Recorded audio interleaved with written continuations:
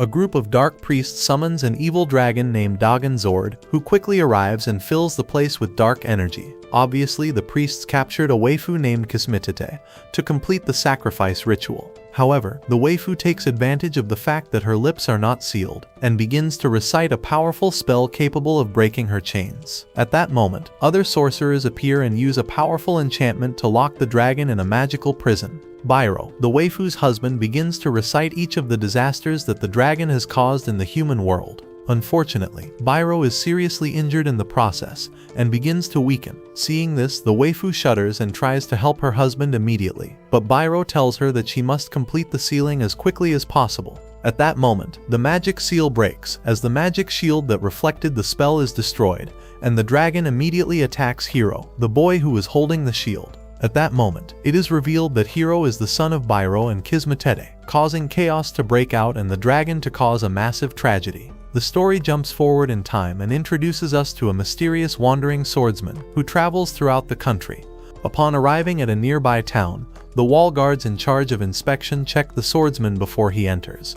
But when they see the size of his sword, they are afraid and allow him to pass without question. Upon entering the city, the swordsman discovers that the city is full of merchants happily trading their goods. However, the city is shaken when a nobleman named Nambuko appears and begins an eccentric performance. In fact, Nambuko throws coins to win the praise of everyone present. However, a group of children criticize him from afar, as they watch the spectacle with disdain, since the coins Nambuko is handing out were obtained by taking them from the citizens. The swordsman watches the children's conversation with intrigue, but realizes that Nambuko has noticed that one of the children is trying to carry out a plan. Later, the swordsman sees a noble merchant talking about the Balhalbart incident, so he stops to listen. The merchant mentions that his ancestors left him the dragon emblem as an inheritance, but one of the children appears at that very moment and steals the emblem. However, the merchant's bodyguard stops the child almost immediately. Fortunately for the child, the swordsman intervenes and stops the bodyguard, leaving everyone in the place speechless, as the sword is gigantic and the young man is able to wield it with one hand. However, the swordsman does not want to engage in an unnecessary fight, so he decides to give him a gold coin for the value of the emblem, which makes the merchant feel very grateful. To the swordsman's surprise, the boy becomes angry because of this, as his plan was to distract the bodyguard so he could rob the merchant. For this reason, the boy leaves the place offended and takes the emblem with him. However, the swordsman finds the children's hideout and recovers the emblem. It is also revealed that the swordsman is none other than Hiro, the son of Bairo and Kismetet. Hiro leaves the place in epic fashion, leaving the children speechless, as they were unable to anticipate Hiro's move. Meanwhile, it is revealed that a strange man is searching everywhere for Hiro, with the help of a kind of magical pet. While this is happening, Nambuko holds a meeting with other members of the nobility, and uses his power of influence to put pressure on them and cause terror among the merchants. Nambuko extorts a powerful merchant to destabilize the economy and raise the price of magicite. Despite indirectly scaring him all the time, Nambuko knows he must give the merchant some kind of benefit, so he offers to use a powerful object called Grand Trawa in his favor. At that moment, Pashala's pet steals the Grand Trawa and shocks the merchant. However, the child is immediately captured, revealing Nambuko's power. Meanwhile, the children are having fun chasing Hiro around town. One of them almost falls off a building, but Hiro manages to save him just in time. However, the game is interrupted when one of the children reveals that they have captured Peshal, the boy who was being sought by the bounty hunter. After this, the children stop chasing Hiro and immediately run to find Peshal, which catches the young swordsman's attention. When the group of children arrives at the center, they realize that it is too late. Nambuko has ordered the most severe punishment for Peshal, so all the citizens gather at the center to watch the punishment. However, Hiro tells the children not to worry, as he is capable of saving him even with his eyes closed. Hiro advances toward Nambuko's ranks of guards and literally introduces himself as a wandering swordsman. Obviously, the waifu in charge of enforcing Nambuko's orders immediately orders an attack on Hiro, but he is able to dodge each of the guards' attacks effortlessly, causing Nambuko great public humiliation. In fact, Hiro doesn't even need to draw his sword, so he threatens to draw the sword from its sheath if they don't release the child.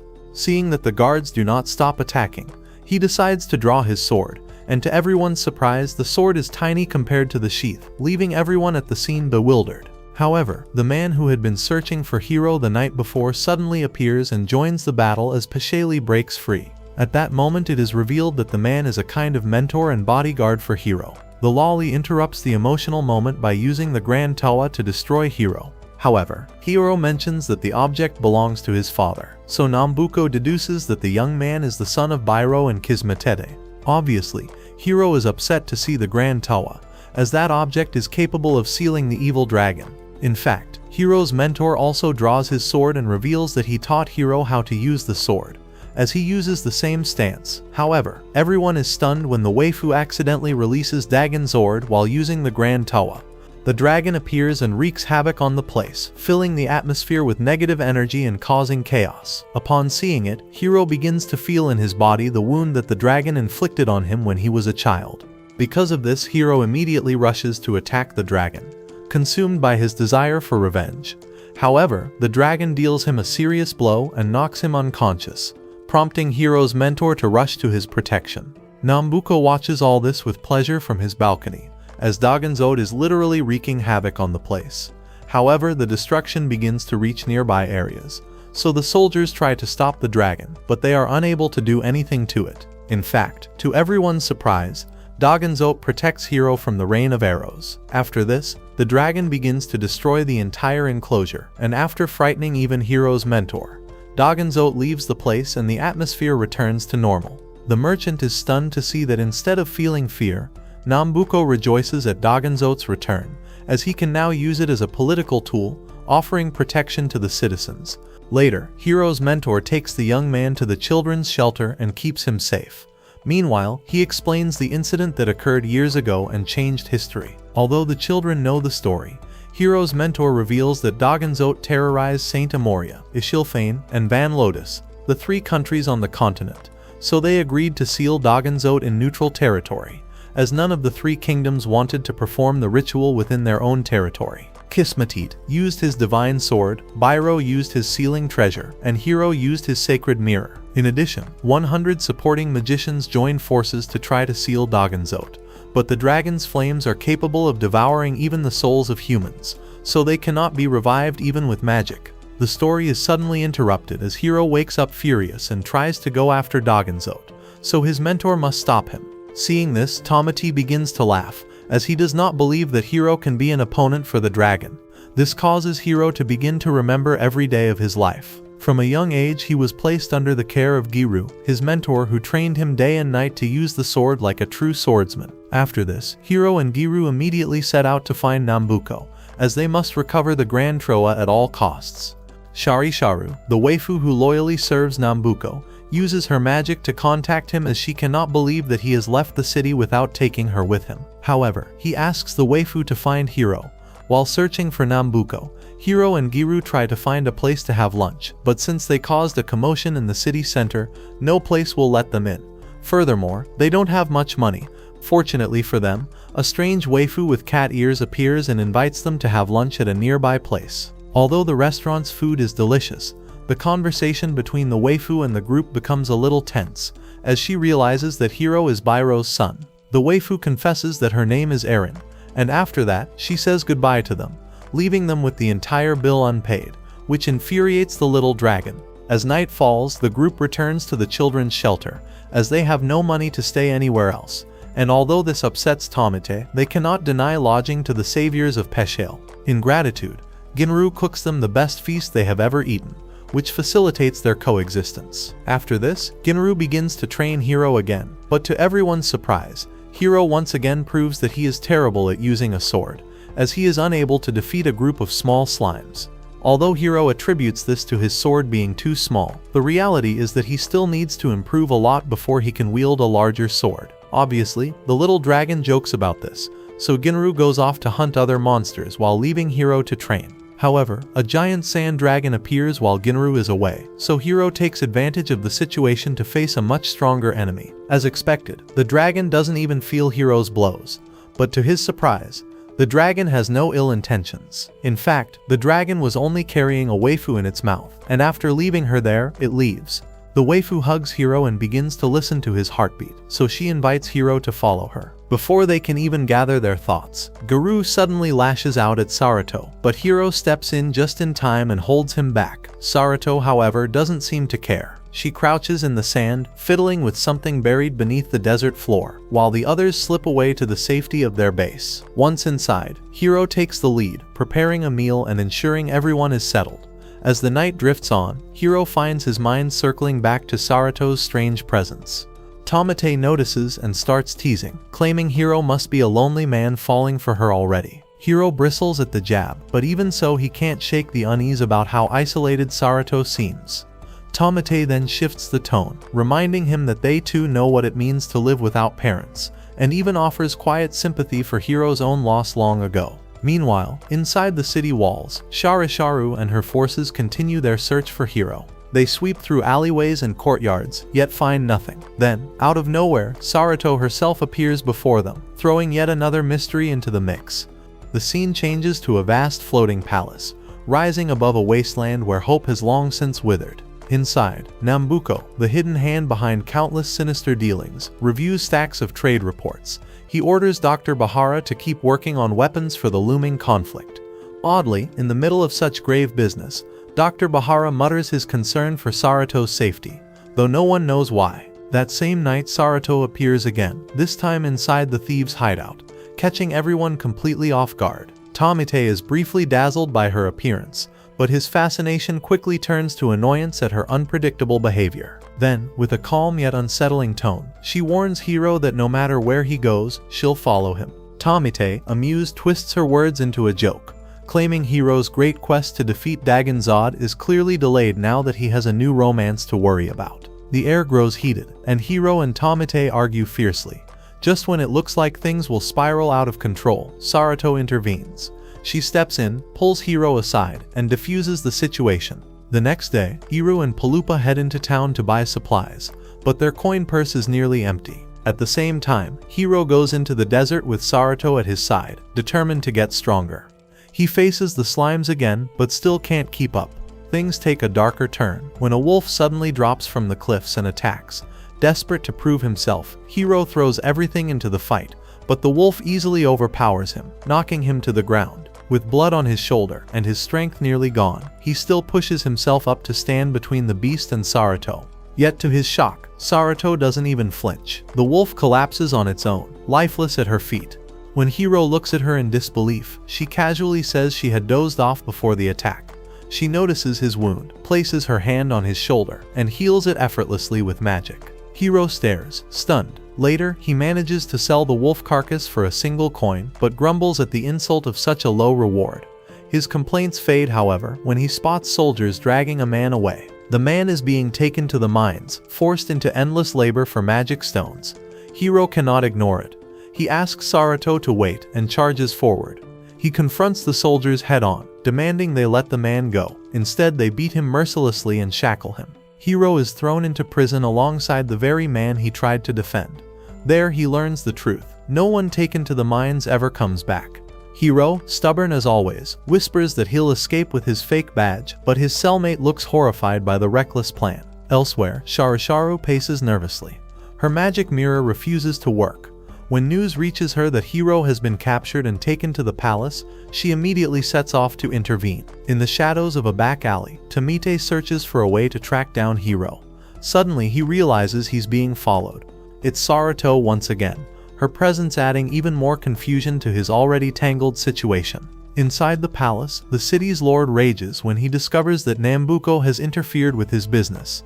Things grow worse when he checks his hidden stash and does not find his ledger missing. The realization hits. This is Tamate's scheme. With the threat of exposure hanging over him, the lord is left cornered, his crimes ready to come to light. Later that night, Tamate and Sarato are ambushed by royal guards. But before the worst can happen, Garou and Palupa arrive. With the stolen ledger in hand, they manage to turn the tables, using it as leverage to secure Hiro's release, along with the other prisoners who had been trapped inside the palace cells. The next day, Hiro tries to shake off Sarato, telling her to leave him so he can focus on training alone. But Sarato isn't going anywhere. She continues to follow at his heels. Her odd mannerisms grate on him, especially while he's trying to practice. Feeling cornered, Hiro finally tosses her a golden coin and tells her to use it for food. While wandering, Sarato runs into Eren, who invites her to accompany him somewhere. Back at the training grounds, Hiro grows frustrated as he endlessly battles the same slimes. In irritation, he tells Giru to head out, only to be mocked and refused. Meanwhile, Eren leads Sarato to a hot spring. She explains the rumors that its waters carry healing properties. Sarato corrects him. The waters can heal wounds, but they cannot bring back the dead. Watching from across the lake, Sharisharu takes note of the scene, drawing Eren's attention. Elsewhere, Tamite and Palupa come across a flyer offering a bounty, 300 gold coins for capturing a monster. Fired up by the reward and counting Giru as their ally, they rush to the training grounds. But there, to their surprise, they find Giru and Hiro locked in combat. Giru doesn't hold back. He tells Hiro bluntly that relying on the Grand Troll alone won't be enough to defeat Dagon Zote. He reminds him that even 100 skilled mages once failed to seal the dragon. Hearing this, Hiro snaps, striking at Giru in anger. But Giru is unfazed. He blocks the attack and knocks Hiro down with ease. Palupa and Tamite hurry to Hiro's side, concerned for him. Giru, however, declares that Hiro needs treatment and announces they're heading to the healing springs. As they travel, Nambuko's guards quietly track their movements. At the springs, Hiro witnesses the water's incredible restorative power and is astonished. Sharisharu senses his presence and issues a command. Giru warns Hiro that their path won't be just about training. Countless tasks await, and Hiro must show unwavering determination if he truly wants to succeed. But before long, disaster strikes. At Sharisharu's signal, soldiers awaken a monstrous octopus. The creature bursts from the waters, thrashing wildly and causing havoc. In the chaos, Sarato is seized in its grip. Eren flees immediately, abandoning the scene as the monster attacks everyone in range, even turning against Sharisharu herself. In a bold display of power, Giru charges straight in and brings the beast down, ending the rampage. Once the battle is over, Hiro rushes to the lakeside and finds Sarato safe. Palupa and Tamite, sensing the moment, quietly step away to give them space.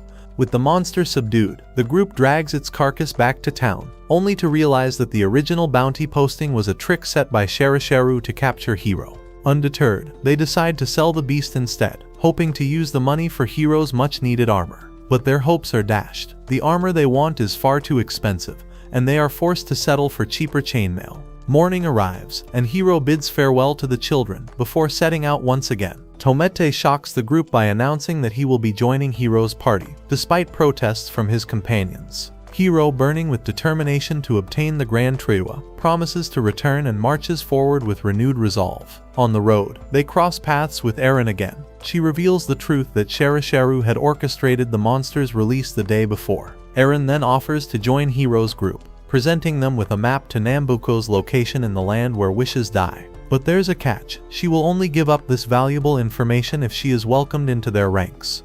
Hiro, ever the greedy and hopelessly perverted cheapskate, accepts without hesitation. After all, what could be better than adding another ally, especially a beautiful one, to his party? As Hiro and his companions push deeper into their journey, their path is suddenly blocked by a colossal bird swooping down from the skies. Tamate, Eren, Sarato, and Palupa duck behind a massive stone, taking cover while Hiro steps forward, sword in hand, to confront the threat. But his strike falters, leaving him exposed, until Giru intervenes at the last moment, pulling him out of danger. Seeing the situation grow too risky, Giru advises that they avoid the beast for now and rest overnight in a nearby forest. That evening, the group gathers around a crackling fire. The air feels heavy, yet one person is missing: Sarato. She has wandered off to fetch water. Seizing the chance for a quiet moment, Hiro volunteers to check on her. Following the path of the stream, he finds her calmly waiting by the water's edge. Elsewhere, within the palace, Nambuko is busy presenting his newest weapons to eager clients. His demonstration is flawless, and the buyers quickly pay in crystals for the deadly creations. Watching from afar through her magic mirror, Sharisharu notices the deal. But her attention soon shifts when she learns of the bird attack on Hiro's party. Nambuko identifies the creature as Hawkeye, one of the most dangerous beasts in the land. Sharisharu, trying to charm her way out of trouble, attempts to win him over with her cuteness. But Nambuko is in no mood for games. He coldly orders her to hunt down Hiro and warns that if she fails, he will cast her aside without hesitation. Back in the wild, Hawkeye circles overhead once more, tailing Hiro and his companions as they press on. When they reach the salt fields, disaster strikes. Sharisharu and her soldiers suddenly appear, launching an ambush. With dark magic, they awaken 3 massive golems and send them crashing toward the group. Hiro, consumed by reckless impulse, charges directly at Sharisharu. His rash decision proves fatal. She counters instantly with lightning magic, sending him crashing to the ground. Giru continues the fight, cutting through soldiers and battling the towering golems with unmatched skill. But Hiro, struggling to rise, finds himself outmatched. His blade shatters under Sharisharu's relentless power, leaving him defenseless. Desperation builds until Palupa steps in, summoning Mumu, a rabbit-like girl infamous for her greed and willingness to be bribed. With a flash of light, Mumu emerges from a magical chest. Wasting no time, Palupa tosses both Sarato and Tamate into the chest for protection, though Tamate protests furiously for his companion's safety. Hiro, cornered and battered by Sharisharu's attacks, tries to fight back but falters again. Giraru throws himself into the fray, clashing against her spells. The ground quakes beneath their battle, but even Giru is eventually ensnared by Sharisharu's crushing magic. With cruel intent, she threatens to kill Giru on the spot, unless Hiro surrenders. The sight ignites something deep within Hiro. Rage, grief, and desperation swirl together, pushing him beyond his limits. His body twists, his aura darkens, and before anyone can react, he undergoes a monstrous transformation. Raw power bursts from him, uncontrollable and terrifying. With a single devastating strike, Hiro wipes out the soldiers in an explosion of force, leaving Sharisharu herself shaken to the core. But the power doesn't last. As the rampage consumes him, his strength burns away. His mind grows hazy, his body collapses under the weight of exhaustion, and Hiro falls unconscious, leaving the battlefield silent in the aftermath of his unleashed fury. When Hiro slowly regains consciousness, his blurred vision clears to reveal Nambuko and his men standing over him. Still drained from his earlier battle, he feels weak and disoriented, fragments of a strange dream lingering in his mind. At the same time, Mumu reappears with the magical chest, bringing Sarato along. Reluctantly, Palupa empties his purse to meet Mumu's greedy demands, all for the sake of continuing the search for Hiro. Elsewhere, Nambuko conducts business with one of his wealthy clients, a figure dressed in extravagant clothing, who eagerly examines his latest wares. Behind them stands a grim scene, a green orc bound to a cross, with 3 humans shackled nearby. The doctor readies his experiment, and in a sudden surge of crimson light, the captives are fused together. Before their horrified eyes, a towering ent is born, half human, half beast. The woman watching claps with admiration at Nambuko's success, praising his grotesque invention. Hidden in the shadows, Hiro witnesses everything. The doctor, however, scowls in disappointment, claiming the result should have been stronger. Hiro chooses this moment to step forward, revealing himself to Nambuko and challenging him directly. But as he reaches for his weapon, he realizes his sword is gone. With nothing else, Hiro charges barehanded, only to be effortlessly overpowered and knocked down.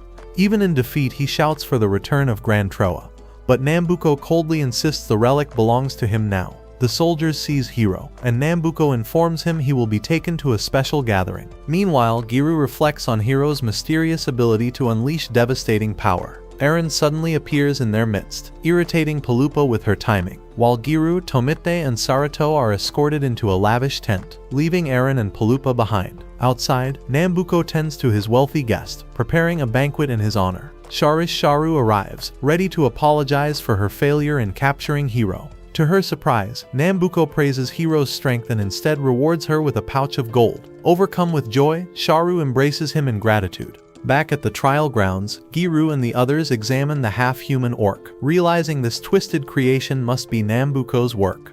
Inside the tent, Hiro sits bound tightly to a chair. Nambuko enters, displaying cruel instruments of torture, intent on prying Hiro's secrets from him. He presses Hiro about his link to Dagon Zot, the demonic dragon. Hiro, unshaken, demands to know why a merchant like Nambuko would care about such evil.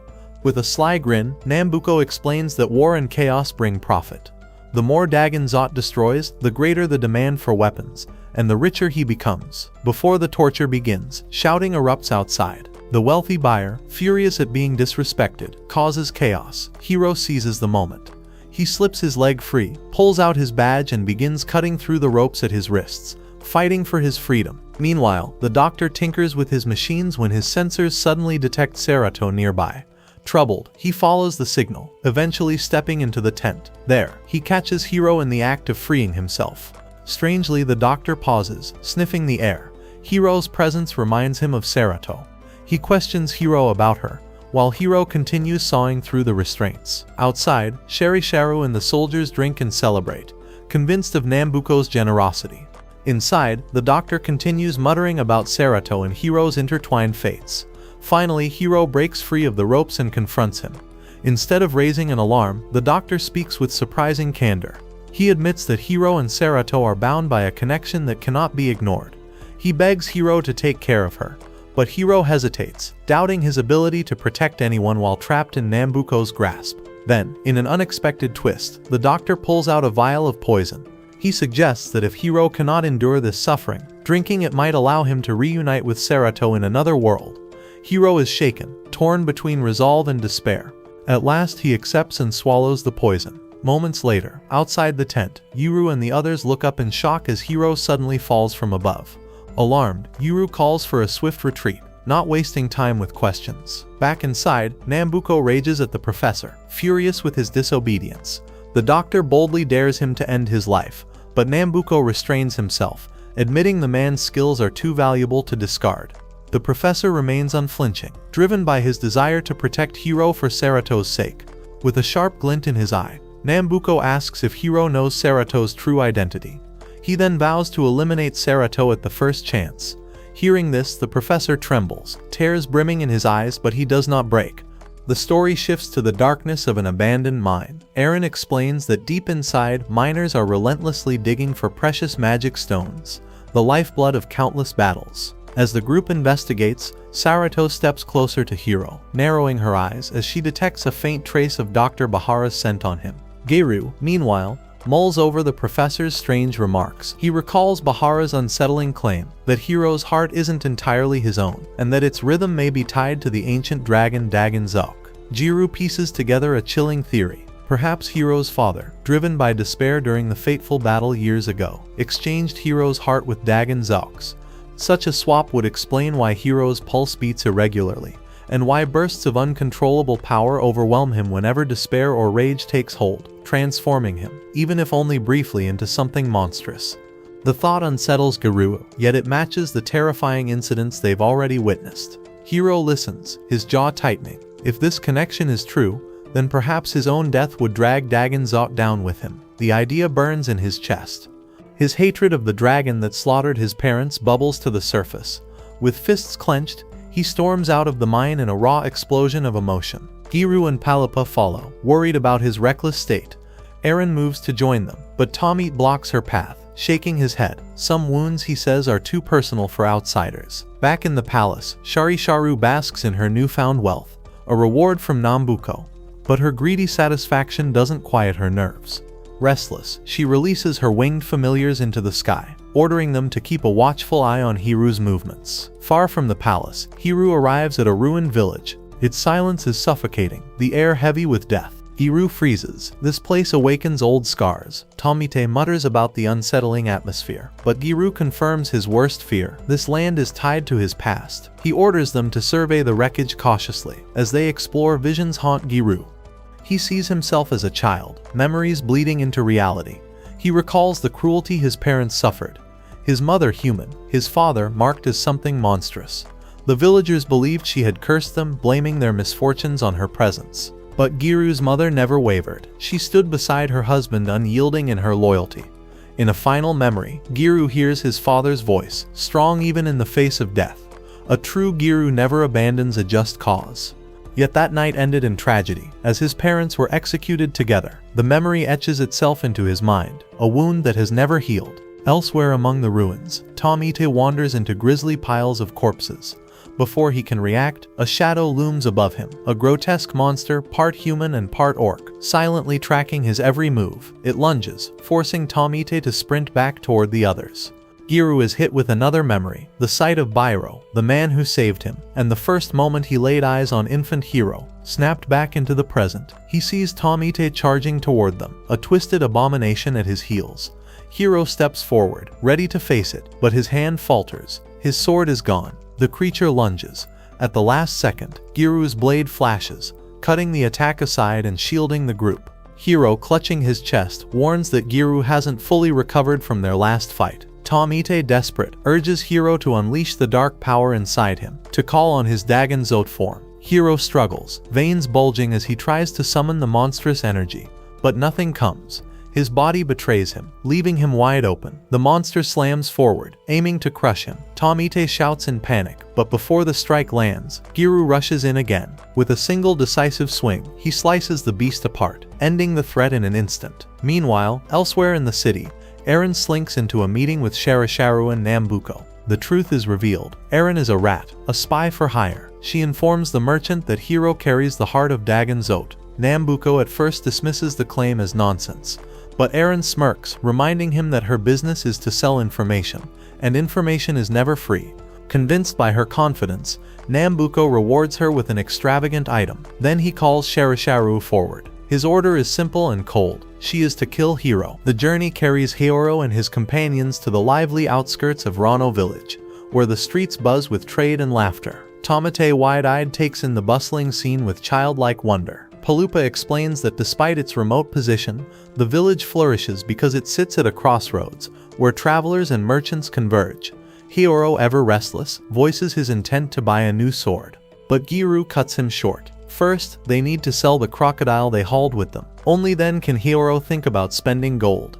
He warns the boy to keep a tighter grip on his finances. As dusk paints the sky, Tomite, always eager, asks about tomorrow's plans. Giru calmly suggests they rest, something the group desperately needs. Later that night, Giru studies a map inside his quarters, his brow furrowed with thought. Hiro approaches, still unsettled by Giru's earlier mood in the ruined village. He asks directly why Giru acted so distant. Giru assures him that he was simply carrying out his duty to protect him, but Hiro senses unspoken weight in those words. The quiet of the village is shattered at midnight. A monstrous shadow descends from above, smashing buildings and scattering terrified villagers. When the dust clears, the figure reveals itself, Dagon Zote. Its presence radiates death, the aura choking every soul who dares stand against it. Enraged, Hiro grips his fists and moves to confront the beast. Giru quickly steps in, urging caution. But as the monster strikes again, they realize something is wrong. This isn't the true dragon. Sharisharu arrives, smirking as she unveils the truth. This creature is no ancient terror, but a creation of Dr. Bahara. From the palace, Bahara watches with pride, convinced this puppet will bend Hiro to his will. Nambuko, however, lounges with disinterest. To him, this is nothing more than bait to draw out the real dragon. The shadow monster lashes out, ensnaring Yuru in its grasp. Before Hiro can move, Sharisharu attacks, her umbrella sparking with lightning as it slams into him. Watching from afar, Bahara suddenly grows tense. He realizes Hiro's strange bond with Sarato makes this fight far more dangerous than he expected. Sarato herself screams a warning, insisting this is not Dagon Zote, but her cries are drowned by the clash of magic. Hiro, cornered, feels the fear and fury boil inside him. He can no longer suppress the force buried deep within. His body trembles and then erupts with power. The dragon's energy bursts free. His form twists. Scales of energy ripple across his body. In an instant, the boy becomes something more, something terrifying. One swing of his arm sends Sharisharu and her soldiers flying like leaves in a storm. Tomate and Sarato watch in stunned silence as Hiro roars, his dragon form blazing with raw strength. But the power comes at a cost. Hiro's focus fades, his rage clouding reason. He swings wildly, and in his frenzy, his blade slashes Kiru. Blood sprays, and Kiru collapses, while Sarato clutches her chest as if the strike pierced her heart too. The energy rages outward, shaking the land itself. In Nambuko's palace, every mirror shatters into dust, a sign of the catastrophic force Hiro has unleashed. Bahara stares wide-eyed, realizing just how much of Dagon Zote's essence rests inside this boy. Gradually, his rage subsides, the dragon's features fading back into human form. Hiro drops to his knees, breathing heavily. Giru lies motionless on the ground, his body broken. Sarato rushes to him, her tears betraying her fear. Palupa and Tamate kneel beside them, shaken by the destruction they just witnessed. Far away, Nambuko strokes his chin. Now he understands. Before capturing Dagonzat, Hiro must first be subdued. The boy is no longer just an orphan wandering with a sword. He is the vessel of the dragon itself. Hiro remains by Giryu's side, watching over him in the quiet of the hostel. Giryu lies unconscious, his breath shallow, the weight of battle still etched on his face. Sarata quietly enters, standing beside Hiro without a word. Her presence alone an attempt at comfort. Downstairs, Palupa stirs a pot of food, frowning at his own cooking. The taste doesn't please him, but his effort is all he can offer. Suddenly, the silence is broken as Giryu stirs awake. Relief washes over Hiyori, and even Palupa feels a small spark of pride when Giryu remarks on the aroma of his food. But Hira's relief is short-lived. The memory of striking Giryu with his dragon form weighs heavily on his mind. The guilt gnaws at him until Giryu himself speaks, assuring Hiro that it wasn't his true self that caused the blow. It was the uncontrollable side of him, the form tied to Dagonzat. Palupa agrees, yet the reassurance does little to soothe Hiro's heart. The fear remains that one day the dragon inside him might consume what's left of his humanity. Sarato deepens that concern when she warns him of the dangers of healing Giryu's injuries. She speaks calmly but directly. The more Hiro leans on that monstrous form, the greater the risk of losing himself forever. Hiro listens, unease carving lines into his face. Giryu, though weakened, urges one course of action. Seek out Master Theo, the one man who may hold the answers they desperately need. But before he can say more, exhaustion claims him, and Giryu collapses back into unconsciousness. Meanwhile, tension brews downstairs. Palupa argues with Mumu over the cost of medicine. Rare Sirapura herbs are the only solution, and they come at a steep price. Tamite suggests another trip to the healing springs, but Palupa shakes his head. The springs alone won't be enough this time. Just as hope seems thin, Erin steps in. She reveals knowledge of Kuruara Canyon, where the herbs can be found. The map she provides sparks new determination in Hiro, who wastes no time preparing for the journey. Together with Sarato, Hiro heads toward the canyon. Along the way, frustration spills from his lips. Every step feels endless. Yet Sarato, calm as always, reassures him. She insists the distance is nothing to her, and urges him to keep his focus. Back at the hostel, Giryu's condition worsens. Erin reports the grim truth, while Palupa runs numbers against their dwindling gold. Tamate, however, is less concerned with coin, and more with Sarato. He confesses his suspicions, her refusal to eat, her strange appearances, and her past ties to Dr. Bahara. To him, her behavior feels too convenient, too mysterious. His distrust grows heavier with every observation. At the canyon, Kiro and Sarato confront new danger. From the shadows, a massive toad emerges and lunges. Sarato pushes Hiro aside, saving him from the beast's strike. But as they try to retreat, rain begins to pour, soaking the ground, turning their escape into a slippery mess. Amid the chaos, Sarato spots the Surapura herb sprouting high above. Hiro doesn't hesitate. He charges for it no matter the cost. Meanwhile, Erin reveals even darker news back at the hostel. Nambuko intends to kill Hiro. She overheard it herself through a secret communication device. Palupa asks why, and Erin explains it's tied to Hiro's connection with Dagonzat. Palupa is troubled further when Erin adds that Nambuko spread false rumors about Dagonzat's capture. His goal is simple: destabilize kingdoms, inflate weapon sales, and dominate the magic stone market. Palupa fears this deceit will ignite a continent-wide war. At the canyon, Hiro discovers the herb growing on the shell of a colossal glow tortoise. Each step he takes, the tortoise shifts, dragging the plant further from reach. Hiro struggles, clawing forward, refusing to quit. At last he grips the herb but tumbles from the shell. Before he crashes, Sarato catches him. For a fleeting moment, they smile at each other, relieved and exhausted. Hiro returns to the hostel with the Surapura herb. Oiled into medicine, its power glows as Giryu consumes it. Light surrounds him, and slowly his strength returns. For the first time in days, Giryu opens his eyes, alive and alert. Relief floods the room, though the shadow of war still looms. But there's little time to dwell. Trouble in the town grows. The people and children are being forced to mine magic stones, evidence that war is closer than ever. Tamate fears what's coming and insists on the need for Grand Trawa. Giryu, however, steadies him, reminding them of the priority. They must find Master Theo. Outside, Tamate confides in Palupa. He admits that his trust in Sarato has eroded, especially after finding her in tears the night before. He places his faith instead in the other girl they encountered, convinced she holds greater honesty. His doubt in Serato lingers, gnawing at him. Their prayers are answered. Suddenly, a man of quiet power steps forward. His aura commands respect, and Giru and Palupa fall to their knees. Palupa declares his loyalty as Bairo's servant. The man introduces himself at last, Master Theo. His presence brings a wave of emotion to the group. He greets Serato warmly, leaving Hiro unsettled with a pang of jealousy. The group pushes forward on their journey, but the thin air makes every step heavier. Their breaths grow short, yet Master Theo moves with ease, his sharp eyes catching every sign of their struggle. He reminds them that Bairo and Palupa, his own disciples, never faltered this way. Palupa lowers his head, apologizing for their weakness, while Giru bows respectfully, saying they came not just to travel, but to speak with Theo about matters of grave importance. Inside the cave, Giru lays it all bare, the terrifying truth that Hiro may one day lose himself to the dragon within.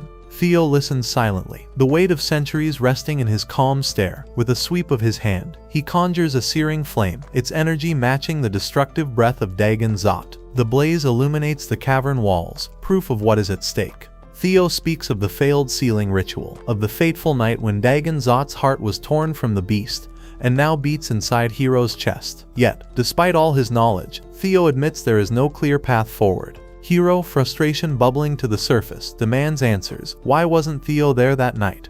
Why didn't he aid his parents in their desperate battle? His voice trembles with anger and grief, the cavern echoing with his pain. Theo's reply is measured but firm. Even with his strength, sealing Dagon Zot was impossible. He explains that what Hiro carries is a burden beyond anyone's full control. Still, he extends an invitation. Join him in training. Learn to wield both magic and discipline, and perhaps find balance before the dragon consumes him. Outside the cave, Theo sets each of them to tasks meant to sharpen their spirit. For Hiro, he lays out a winding line and commands him to walk it until he finds the straight path hidden within. At first, Hiro scoffs, but soon realizes it is less about the path and more about himself. The lesson is patience, clarity, and self-control. Palupa, meanwhile, wrestles with Theo's wisdom, struggling to see the meaning behind his words. Elsewhere, Eren monitors the palace's reports. Nambuko grows restless with war in the air, and Eren senses disaster drawing closer. Back at the camp, Theo presses Hiro harder. He even orders him to discard a paper that bears Sarato's likeness. Hiro resists. His bond to her is personal, more than Theo can understand. Theo watches him closely, suspicion flickering behind his calm gaze. Giru returns with fresh prey, proof of his skill, but Theo redirects everyone's attention to a smaller challenge. He places a pebble in Hiro's hand and orders him to throw it. Sarato's, her strange perspective, calls it a beautiful coin, sparking curiosity. When Hiro finally tosses it, the stone glimmers faintly with light. Theo's eyes narrow. This boy's path is unusual, and the pebble's glow hints at something deeper. Meanwhile, back in the palace, Sharisharu sits quietly, sadness clinging to her. Her servant asks what troubles her, but she gives no answer, only whispering Nambuko's name. Her loyalties, her heart, and her future all remain tangled in her own doubt. At the mouth of the cave, Theo introduces Hiro to the art of the Koku blade, a strike that exists without a physical weapon. Hiro balks, but when he focuses, the technique works, cutting into stone as though a sword were in his hands. He stares in shock, unaware of what he's achieved. Inside, Giru questions Theo further, worried about Hiro's place in their battles. Theo replies plainly, Hiro's gift is not the sword, but magic. Giru accepts this truth, but promises to keep teaching Hiro swordsmanship regardless. Together, they can make him stronger, Giru with the blade, Theo with magic. Back at the palace, Nambuko watches his machines while Sharisharu enters. He greets her with a new task, but suspicion lingers even among his soldiers. Their journey continues into the Mort Desert. The air grows hotter, harsher, and above them a Hawkeye swoops down. Giru drives it away, but in the chaos, Eren collapses. Her device falls from her hand, crackling with voices from the enemy. Suspicion turns into certainty. She's been relaying their every move. Giru confronts her, and Eren breaks. She admits she's an information broker, selling secrets to Nambuko. The betrayal stings, but Giru refuses to strike her down. Killing her won't undo what's been done. Instead, they leave her stranded in the desert, her warnings of doom carried away by the wind. In the palace, Sharisharu ignores her guard's hesitation. She's made up her mind to complete Nambuko's orders. Stepping into the machine, she joins forces with Dr. Bahara, their combined intent shrouded in shadow. Far away, night falls over the Mort Desert. Hiro and his companions trudge onward, exhausted. The air cuts into their lungs with every breath. Giru reminds them grimly that surviving 3 nights here will be no simple task. The days are burning hot, the nights bone-chilling cold. As sandstorms whip around them, the group presses forward, fighting against the desert itself. Meanwhile, in the kingdom of Saint Moria, the knights prepare for war. Rumors spread like wildfire. Vanes and Isaline may have formed an alliance. And worse, whispers claim Dagon Zot is under their control. Panic stirs, fueling the flames of battle. Back in the desert, disaster strikes. Their water runs dangerously low, and Palupa stumbles into a hidden sandpit. Beneath the shifting ground, a grotesque monster lurks.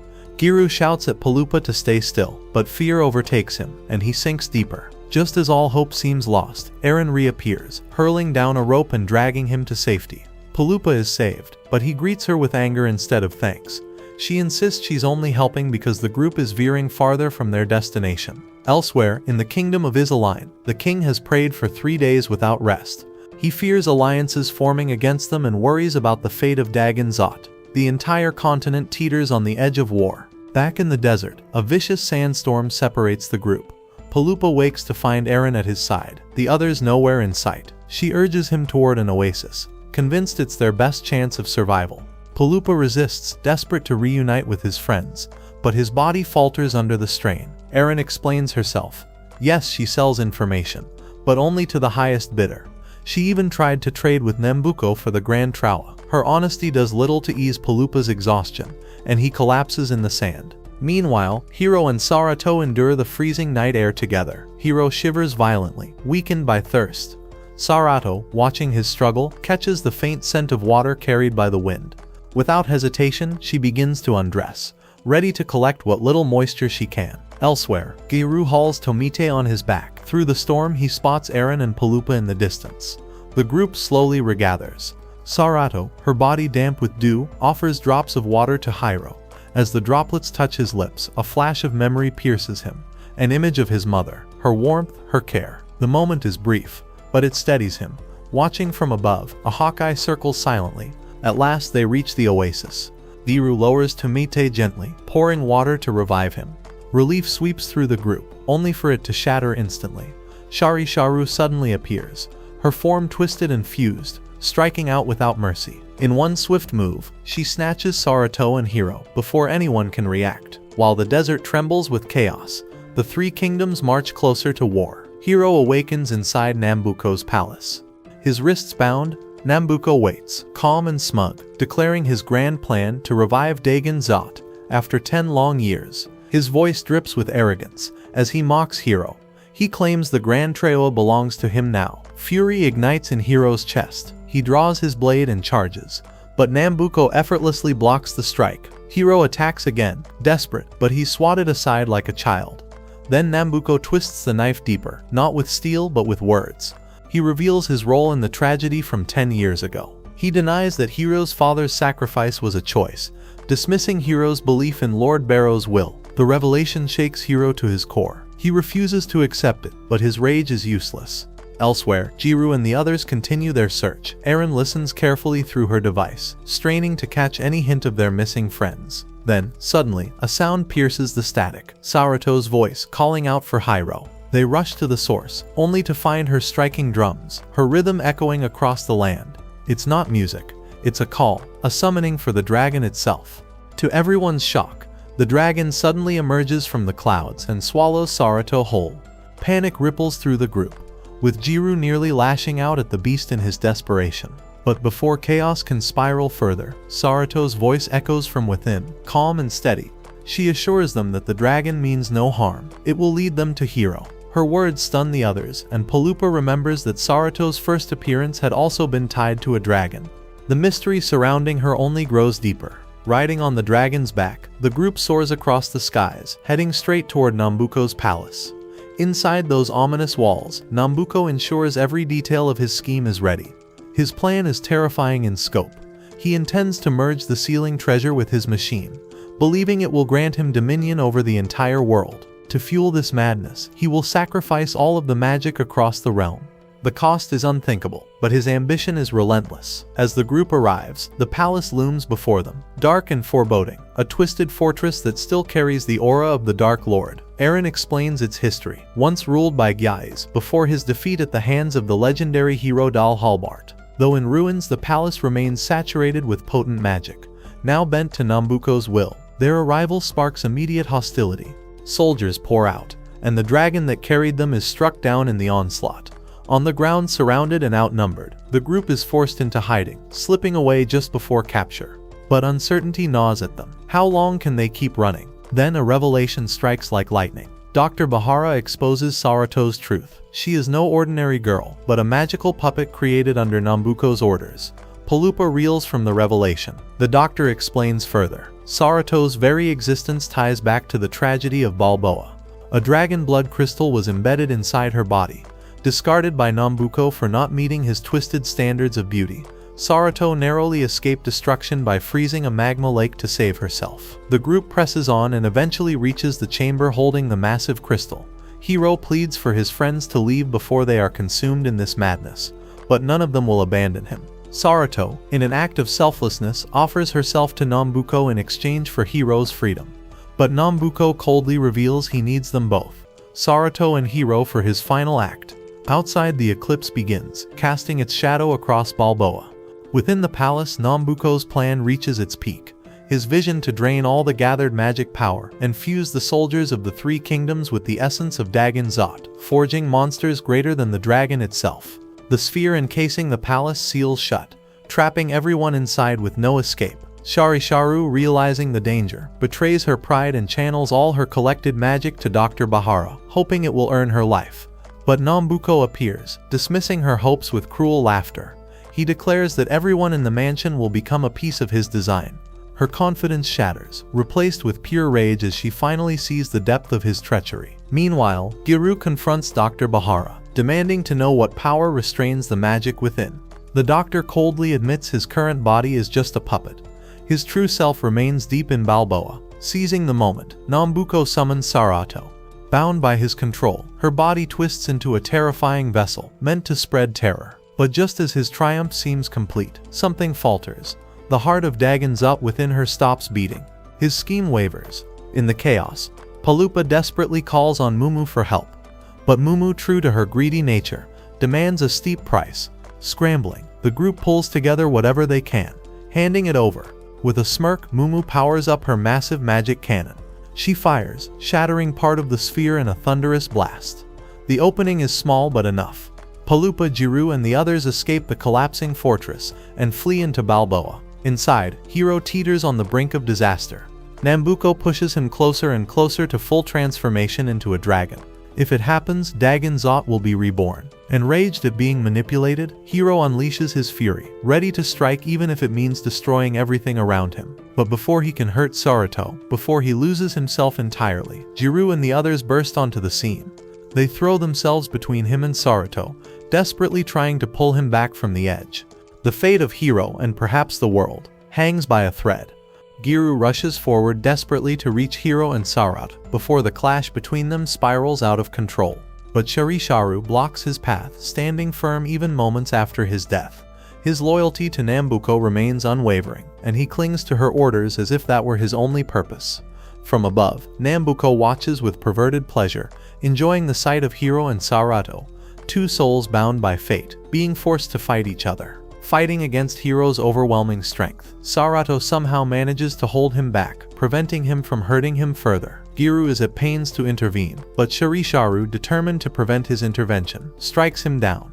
For a terrifying moment, it seems he could fatally injure Hiro himself, until an invisible force blasts him apart. Out of the chaos, Dagon Zot manifests, its towering presence shielding Hiro from certain death. Nambuko's face twists into a smile. His furnace is activated, and the dragon has emerged, just as he wanted. Without hesitation, he binds the Dagon alliance within the Grand Troya, his device coming to life as it begins the fusion ritual. A blinding wave of power erupts from Balboa, as the ambitious Nambuko makes a startling decision. Rather than abandon the others, he decides to sacrifice himself, to merge his body directly with the dragon. Dr. Bahara, watching from the shadows, realizes what a nightmare this will unleash. Hiro thrusts himself forward, a surge of energy from the life and love of his fallen parents, but he is brutally struck. Nambuko, now imbued with the dragon's essence, pushes him aside like a worm. Hiro collapses, bleeding and disintegrating. Eren and Tomet shout for Dr. Bahara to intervene. The old man finally acts, ordering them to destroy the reactors before it's too late. At the same time, Serato regains consciousness, but finds Hiro lying helpless, as Nambuko launches his final attack. Eren and Tomet break the machines and rush towards the reactor. Sparks fly, gears scream, and rituals stutter, but Nambuko charges forward with a deadly fire call. He aims directly at Hiro. At that moment, Hiro sees Serato move, throwing himself in front of him, ready to give up everything. The sight unlocks something inside him. His grief and anger flare up, and with the last of his strength he stands up. As Nambuko swings for the kill, Hiro blocks the blow and cuts off Nambuko's arm in one swift motion. The villain steps back, stunned, unable to believe that a mere mortal could hurt him. In a fit of despair, Hiro drives the Grand Troa through Nambuko's chest, piercing his heart. The combination trembles, unraveling. Hiro turns, facing the Dagon Alliance, the dragon that holds his own heart. With a sky-shaking scream, he channels the Koku Blade, a legendary power created to seal dragons, and plunges it deep into the monster's chest. The earth holds its breath. The dragon trembles, its roar shaking the earth, then spreading across the sky in a stream of light. Hiro feels it release as his long-captured heart returns to him. But the joy is fleeting. He looks down and sees Sarato's lifeless body. Iru's words echo in his mind. Sometimes, sacrifice can bring new life. With trembling hands, Hiro kneels beside him. She places her palms on his chest and chooses the only thing she can do: give him her heart. Light erupts. Sarato gasps, life returning to his body. Hiro smiles softly, his sacrifice complete. The dragon dissolves into nothingness, and for the first time in years, sunlight falls on Balboa. Next, Palupa holds the broken ruins of the Grand Troy, greed flashing in his eyes. Eren and Tomete quickly join in, fighting like children over the broken ruins. The chaos ends when the weapon falls from their hands and shatters completely, its power gone forever. Giru explains the truth, that the blade's power has always been tied to Hiro's own magic. It was his hidden power that made the relic dangerous, not the relic. It is a revelation that changes the way Hiro sees himself completely. The living Sarato is once again shaken by Hiro's tears. He doesn't know what to say as he hides his face in shame. Still searching for his father, he learns the heartbreaking truth. Dr. Bahara did not survive. Outside, the soldiers of the Three Kingdoms retreat, the battle finally breaking out. Eren, using his connections, keeps the peace. Even Mumu appears, smiling, to remind them of the debt they still owe him. Shirisharu, who once shed bitter tears, now cries with joy when he discovers that a young girl has been reborn through fusion. Amidst the ruins, it is a small piece of hope. Finally, the group buries Dr. Bahara, giving him the honor he deserves. Around the grave, Tomet and the others tease Hiro about giving Serato his heart. He is embarrassed, but his answer is clear. He is no wizard, nor is he a dragon's vessel. He is a wandering swordsman, and this is just the beginning of his journey.